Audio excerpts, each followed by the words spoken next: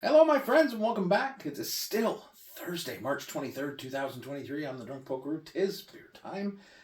We're making our way through Niagara now. Niagara Day was a fun day, and Niagara's not that far away for us. It's like a 40-ish minute drive to get there, and we've been to a couple breweries now. We're going to hit the third brewery of the day was The Exchange. It's in an old telephone exchange building. It's very fancy in Niagara and Lake. I don't know if you've been there. You can tell by the bottles.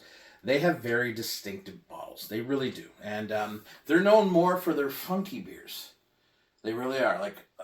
So we had a flight, and there was two beers that weren't funky. They had a lager that was, no, it wasn't very good. It was a corn lager, and I get it, and it had it was just not. They had a Doppelbock.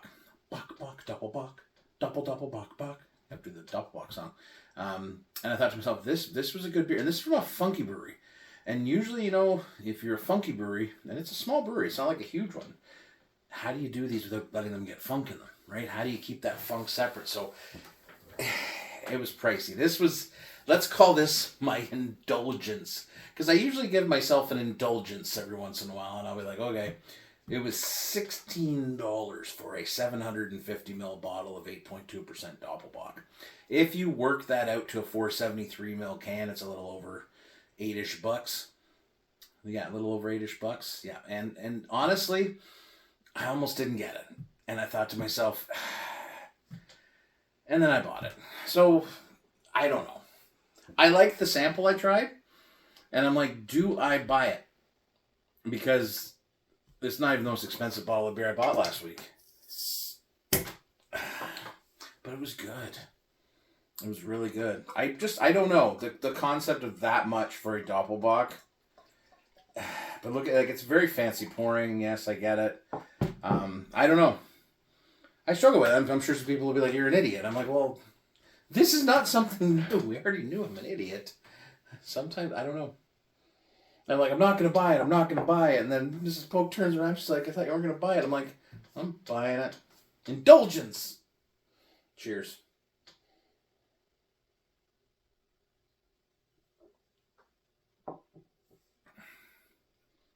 Here's the thing. It is a beautiful Doppelbock. It really is. It's almost creamy. It's so smooth. Big, bready, toasted malts. Like caramel, toffee. What's the ABV on it? It's 8.2. Yeah, you get like some dark fruits in there. It is beautiful. It has a nice bitterness. It's a really good Doppelbock. And I think that was part of my decision. And this is it too. Now, I remember told you when we went to all these places, we talked about it before we went, because it can get expensive if you're visiting, like 3 or 4 breweries in a day, and you have to sort of put yourself on a budget as much as you can.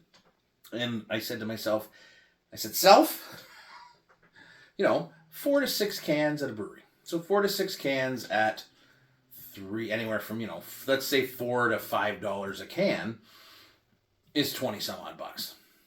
So I'm like, okay, I'm only buying this in the farmhouse, and that's like $20. So I'm like, I can justify it inside the framework of the budget. I just really struggle with the price point on this.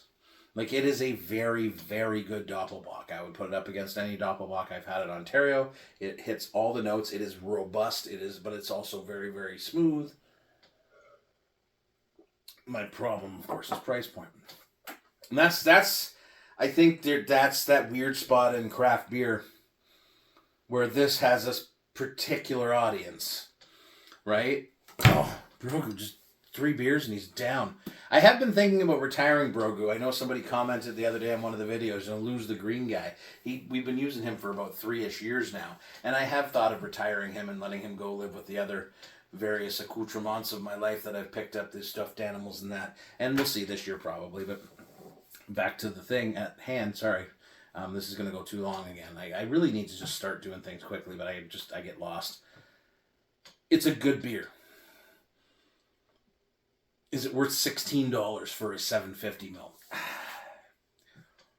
If you would have put it in that $10 to $12 range, people would probably be a little easier to buy, or they might buy a little more. Like I said, within my budget constraints, I stuck to my budget, so I'm okay with buying it. But yeah, I really, it's going to give people pause. And I understand that. And this is not a cheap beer to make. This is a very well crafted beer. How they did it inside that funky brewery, I'll never know. and they kept it really good. But yeah, so I'm glad I bought it. But yeah, that is that price point where you're like, where's craft beer become nonsense in terms of the pricing, right? Because I'm seeing it in some places. Like I went to one brewery and I paid $6 per IPA for 4 IPAs and not double IPAs, and I'm like, that's not a good sign if you're having to charge that much to stay in business. So I don't worry about the exchange. It's just that's Niagara on the Lake. You can charge these prices because it's such a fancy area. I guess you can get away with it. But yeah, there you go. I bought it. I'll live in it. I'm sorry if it makes you mad. It's just it was in budget. So I keep telling myself it's good. Cheers, my friends. Have a good day. I swear to God, if you had told me like 7 years ago I'm paying $16 for a friggin' beer, I would have went like, are we at Game 7 of the Stanley Cup Finals sitting in like the press box? Or are we sitting in like ringside? Nope, just middle of March buying a beer.